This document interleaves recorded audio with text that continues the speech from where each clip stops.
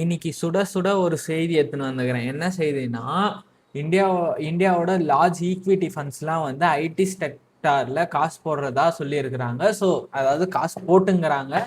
So நீங்களும் value by பண்ணுறதா இருந்தால் பண்ண ஆரம்பிக்கலாம். நானுமே ரொம்ப நாளாக சொல்லிங்கிறேன், ஐடி செக்டாரில் நான் கன்சிடர் பண்ண போகிறேன்னு சொல்லி. இதெல்லாமே ஒரு நல்ல பாசிட்டிவ் நியூஸ். அதனால் நான் கன்சிடர் பண்ணுவேன் கண்டிப்பாக.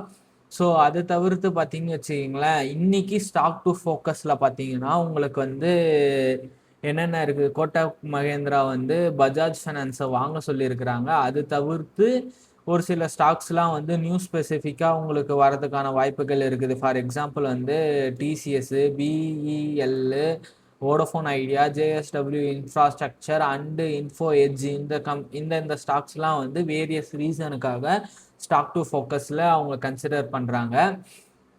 ஸோ அது தவிர்த்து மார்க்கெட் டேட்டான்னு பார்த்தீங்கன்னு வச்சுக்கிங்களேன், இன்னைக்கு 20 நெகட்டிவாகவும் 21 பாசிட்டிவாகவும் இருக்குது. நேற்று மார்க்கெட் வந்து ஓப்பன் ஆனதுலேருந்து ஓரளவுக்கு கன்சாலிடேட் பண்ணி கடைசி கொஞ்சம் நேரத்தில் கொஞ்சம் நெகட்டிவ் பயாஸ் காமிச்சாலுமே இன்னைக்கு கிஃப்ட் நிஃப்டி வந்து பாசிட்டிவ் இண்டிகேஷன் தான் பண்ணுது. கிட்டத்தட்ட 24,100 அந்த ரேஞ்சில் ஓப்பன் ஆகுன்ற மாதிரி இண்டிகேஷன் இருக்குது. ஸோ எஃப்ஐஎஸ் ஃப்ளோவுமே நேற்று கொஞ்சம் செல்லிங், அதாவது ஜூன் 9 அன்னைக்கு நல்ல ப்ராஃபிட்டாக இருந்தாலும் நேற்று வந்து திரும்பி செல்லிங் பண்ண ஆரம்பிச்சிருக்கிறாங்க. கிட்டத்தட்ட 600 கோடி செல் பண்ணியிருந்தாலும் பெருசாக வால்யூமே இல்லைன்றது தான் வந்து நிறைய ஃபினான்சியல் லீடர்ஸ்லாம் சொல்லிங்கிறாங்க, அதாவது அனலிஸ்ட்லாம் சொல்லிங்கிறாங்க. செல்லிங் இருந்தாலுமே பிரச்சனை இல்லை, பட் வால்யூம் கம்மியாச்சுன்னா பிரச்சனைன்ற மாதிரி தான் சொல்லியிருக்கிறாங்க. ஸோ இன்னைக்கு எந்த பக்கம் போகுதுன்னு பார்ப்போம். ஏன்னா வால்யூம் நேற்று ரொம்ப கம்மியாக இருந்ததுனால எய்தர் சைடு டெசிஷன் எடுக்கிறதுக்காக இன்னைக்கு கொஞ்சம் ஹோல்ட் பண்ணி இன்னைக்கு கொஞ்சம் வரதுக்கான வாய்ப்புகள் இருக்குது. ஆஸ் யூஷுவல் நான் எப்பயும் சொல்கிறது தான், என்னைக்கு வந்து நிஃப்டி 50 வந்து 24,200 அபோவாக போகுதோ அன்னைக்கு தான் பெஸ்ட்டு. ஸோ அதனால் 24,200 will be a strong resistance. அதை நான் திரும்பி சொல்லணும்னு அவசியம் கிடையாது. ஓரளவுக்கு பாசிட்டிவ் நியூஸ்ன்னு இருக்குது. அதுக்கப்புறமா குளோபல் அவுட்லுக் பார்க்கும்போது யூஎஸ் மார்க்கெட் வந்து மிக்சடாக இருக்குது.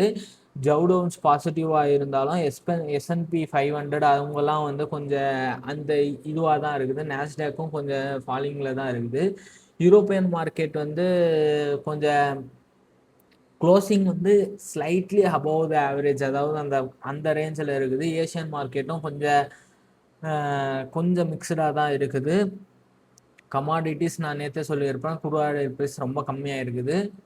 So market will be like good to கோவாக தான் நான் எதிர்பார்க்குறேன். அதை தவிர்த்து டீட்டெயில்டாக பார்க்கணுன்னா உங்களுக்கு நேற்று வந்து பேங்கிங் சர்வீஸ்லாம் நல்லா தான் இருந்துச்சு. டிசிஎஸ் வந்து ஓரளவுக்கு பாசிட்டிவாக இருக்குது. டெக் மகேந்திரா கிட்டத்தட்ட நேற்று 2% கிட்ட ஏறி இருக்கிறாங்க. ஓரளவுக்கு அங்கே ரிவர்சல் ஆக ஆரம்பிக்குதுன்னு நினைக்கிறேன். அதுக்கப்புறமா ஹெச்சிஎல் டெக் மட்டும்தான் கொஞ்சம் செல்லிங் ப்ரெஷர். ஹெச்சிஎல் டெக்கும் விப்ராவும் நான் ஹெச்சிஎல் டெக்கை வந்து கன்சிடர் பண்ணுறதா இருந்தாலும் கன்சிடர் பண்ணுவேன்.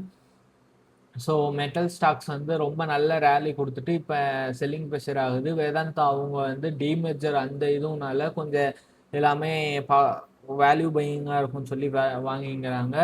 அதுக்கப்புறம் ஃபார்மாட்டிஸ்டிக்கல் கம்பெனியுமே ஓரளவுக்கு நல்ல பாசிட்டிவ் க்ரீன்னஸ்னாக தான் இருக்குது. இன்ஃப்ராஸ்ட்ரக்சர் கொஞ்சம் இதுவாக இருந்தாலும் ஓரளவுக்கு ஓவரால் மார்க்கெட் நேற்று பாசிட்டிவாக இருந்ததுக்கு காரணம் வந்து நேற்று பெருசாக எஃப்ஐ செல் பண்ணலன்னு தான் சொல்லணும்.